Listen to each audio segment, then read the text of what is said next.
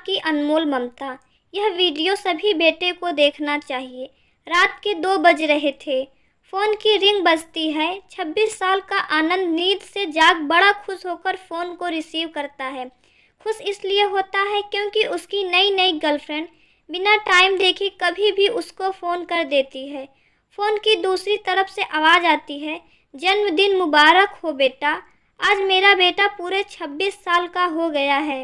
मैं बहुत खुश हूँ। माँ की आवाज़ सुनते ही आनंद के चेहरे के एक्सप्रेशन बदल जाते हैं। वो गुस्से में बोलता है, माँ तुझे समझ नहीं आता क्या? इतनी सी बात के लिए मेरी नींद खराब कर दी। यह बात तो तू मुझे सुबह भी बोल सकती थी। इतना कहकर वह फ़ोन काट देता है। थोड़ी देर बाद फिर से फ़ोन की रिंग बजती है। आनंद फिर से फ़ोन उठाता है और इस बार फ़ोन पर पापा होते हैं। आनंद इस बार आराम से बात करता है। थैंक यू पापा, आपने मुझे बर्थडे विश करने के लिए फ़ोन किया, वो भी इतनी रात को। पापा कहते हैं, नहीं बेटा, मैंने तुम्हें मुबारकबाद देने के लिए नहीं बल्कि ये बताने के लिए फ़ोन किया है कि तुम्हारी माँ बिल्कुल पागल है।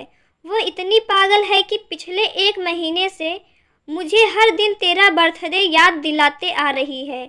वो इतनी पागल है कि तू हमसे सैकड़ों किलोमीटर दूर है, फिर भी उसने यहाँ पर खुद अपने हाथों से तेरे लिए केक बनाया है। ऊपर से ये जिद कर बैठी है कि जब तक तुझे विश नहीं कर देती तब तक ना खुद खाना खाएगी ना मुझे खाने देगी। आनंद सब ध्यान से सुन रहा था और उसे ये महसूस भी हो रहा था कि उसने अपनी माँ को फॉर ग्रांटेड ले लिया था। वो बोला, नहीं पापा, माँ बिल्कुल पागल नहीं है। पापा कहते हैं, नहीं बेटा, तू अपनी माँ के पागलपन को नहीं जानता। मैं जानता हूँ। वह तो 26 साल पहले ही पागल हो गई थी जब डॉक्टर ने उसे कहा था या तो हम बच्चे को बचा सकते हैं या आपको।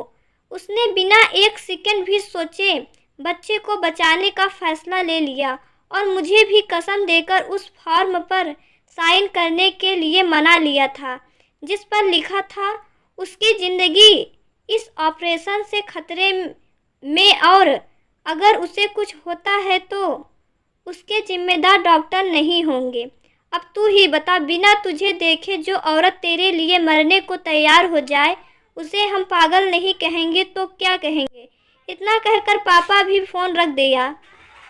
आनंद ने फिर अब यह महसूस किया था कि वह जो कर रहा था वो भूल नहीं, गुनाह था। हाँ, एक बार किसी इंसान को दुख दो तो कोई बात नहीं, लेकिन भगवान को दुख देना गुनाह ही होता है और माँ भगवान से कम नहीं होती। पश्चाताप के आंसू उसकी आंखों से बह निकले। सवेरा होते ही आनंद अपने घर की ओर रवाना हो गया, अपने माँ बाप से माफ़ी मांगने के लिए। घर पहुँचते ही उसने पहले माँ से माफ़ी मांगी जिसने उसे गले से लगा लिया। फिर वह अपने पापा से माफ़ी मांगने लगा।